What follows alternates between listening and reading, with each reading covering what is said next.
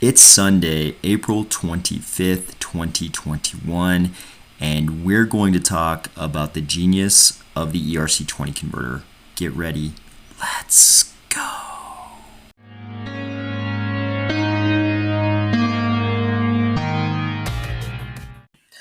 Item number one. It's Sunday, guys. I hope you had an outrageous Friday and Saturday.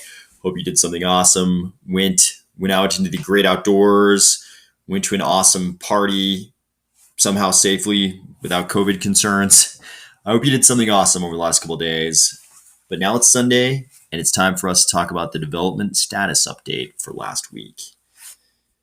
What do we have here? Little dataless work, little Adrestia, little networking, little DevOps. Down here at the bottom, it looks like the Marlowe team is working on using prefixes for inverse rates within oracles. That has DeFi written all over it.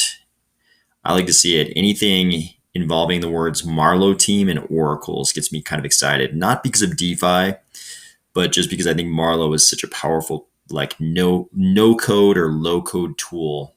I mean, what other smart contract platform is talking about letting people program smart contracts like Lego puzzle pieces? It's amazing.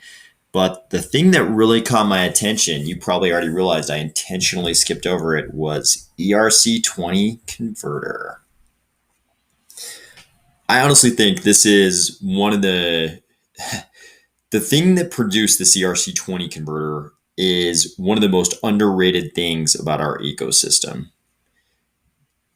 I don't think you could possibly do better than having a crazy billionaire with something to prove working day in, day out to push your project forward. I mean, let's face it, Charles Hoskinson and Ethereum are not in a romantic relationship. They are not deeply in love with each other, right? And the beautiful thing about that is Charles is going to come up with and his team. I'm not saying it's all him. I'm saying IOHK, Cardano, Emergo, all of them together, because we have this crazy billionaire running things with something to prove. They're going to come up with crafty fox-like ways to stick it to Ethereum. I don't have anything against Ethereum, but I am super pro Cardano. And when I first found out about the ERC-20 converter, whenever that was, I mean, when was it? Was it last year? I was super excited, right? It's like, do you want to build on Ethereum, which is almost unusable in a lot of people's opinions because of the fees, or do you want to build on Cardano? By the way, here's this other thing. You can just convert your coins directly into Cardano tokens. How about that? Oh, we've also got Babel fees. So you could even pay your fees in your token eventually once we get Babel fees running. I think this is one of the genius things that Cardano pulled off, the ERC-20 converter, allowing us to directly steal from the pond that is Ethereum without even going to the ocean. Item number two, we've got Liquid. We've got CardStarter and CardSwap. We've got Occam Razor. Now we have YaySwap joining the ever-growing list of DeFi projects who say they're building on Cardano. There's all kinds of information here. Their website is yayswap.io. All the typical kinds of DeFi stuff. There's airdrops and ways to apparently earn the token. Looks like they're asking for donations simultaneously. Like always on these DeFi projects, I have no idea if these are good, if they're bad, if they're going to be good for people, bad for people, if they're good for the ecosystem, bad for the ecosystem. I just want to let people know about the level of activity in our ecosystem. So I have no idea as to what kinds of projects these are, the quality of them, the intentions of the founders. I don't know about any of that stuff. Is it good? Is it bad? No idea, but it's happening. DeFi is growing. And this is kind of a good occasion to talk about DeFi in general. Cardano, we're approaching Alonzo right now, but as we've been on the approach to Alonzo, DeFi has kind of been on the tip of everyone's tongue. because it's the latest, trendiest thing for the last couple of years. Obviously, 2021 has been a story. There's been a huge story about NFTs, but DeFi has been the thing for the last couple of years. It started with people talking about dexes, how we can have lower fees by using dexes, and then it's morphed, and then there was a lot of collateralization of cryptos, and all of the loan products and all of that craziness. And the initial allure, though, I think started with the prospect of not having to pay the big exchanges, Coinbase, Kraken, Binance. It was like, is there a way we can pay much lower fees? But things have morphed and evolved, and it's become something else. Since all the dexes are running on Ethereum, until very recently, with the sort of like surging Binance Smart Chain stuff, the fees to use these dexes became outrageous because of the gas fees, right? So the rationale that dexes were creating a cheaper alternative didn't even exist anymore. But dexes were a way for new projects to reach liquidity, right? Through initial DEX offerings. So it sort of like started out as an interesting idea. When you first heard about DEXs, you were like, oh, that's great. This is a way for us to buy crypto more cheaply. And then it sort of morphed into something that looked a lot more like the 2017 ICO craze. It was like, oh, this is the way that projects can tap into liquidity. So I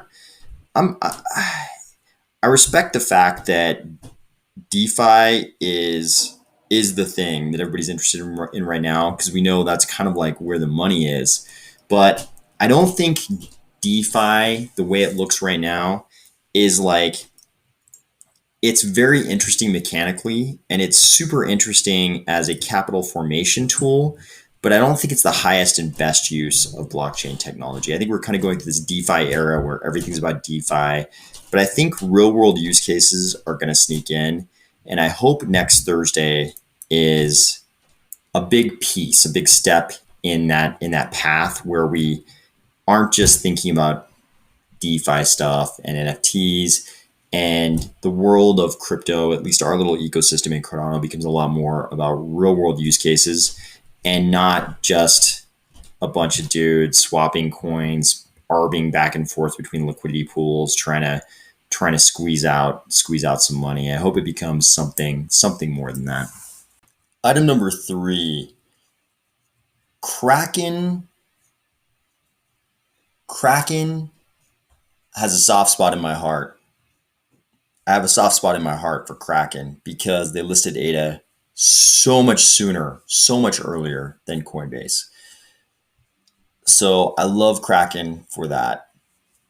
But they just posted this explainer article to their Twitter account. What is Cardano? A beginner's guide. And it's, a standard beginner's guide, very comparable to the one posted on Coinbase that we've previously covered.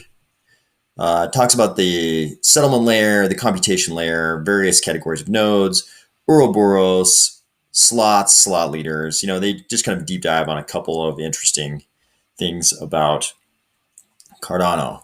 What caught my attention, though, was these two paragraphs.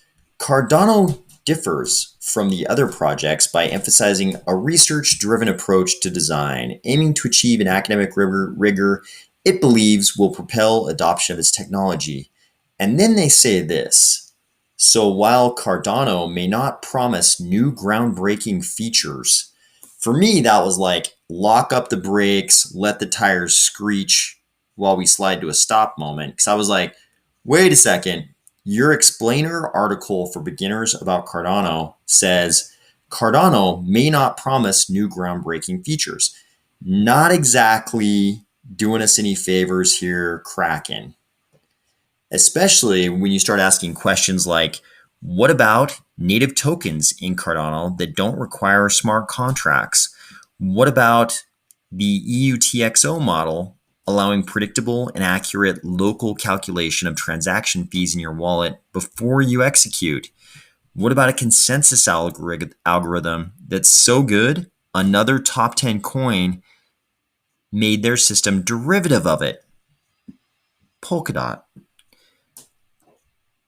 All those things are like standard in Ethereum. So Cardano doesn't bring any new groundbreaking features. So I don't know what this is. To me, I could be wrong, but to me, this can only be one of three things. Either the person who wrote this article didn't know. They actually didn't know about what innovative features Cardano was bringing to the table. But I mean, they knew all about Ouroboros and how slot leader selection works. So it's not like they didn't do any research, but still one of three things. Either they didn't know, they knew about these things and they somehow disagree that those are groundbreaking, or three, this is just bias. This is them like servicing some kind of misguided loyalty to the Ethereum ecosystem because it's still bigger. It's still bigger. Man, Kraken, I thought we were boys. You listed ADA so long ago, but you do us like this?